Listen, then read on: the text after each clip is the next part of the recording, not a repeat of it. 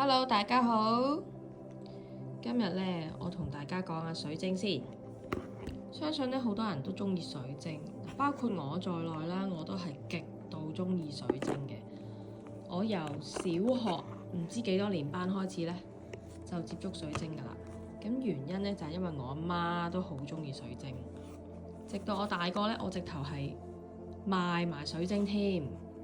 好啦，咁我哋今日講下水晶。其實除咗合眼緣之外咧，其實大家有冇諗過，可能有啲水晶係特別適合你，又或者係你好需要佢個能量嘅喎。咁我哋試下用呢一副牌去抽下，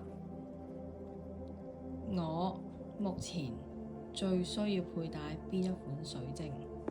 好啦，嚟啦喎，洗牌先，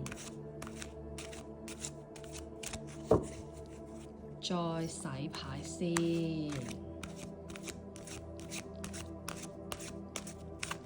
洗完，咁我哋就用左手啊！每一次抽牌都係用左手，就問目前我呢一個階段啦，最需要邊一種水晶嘅能量去幫助我提升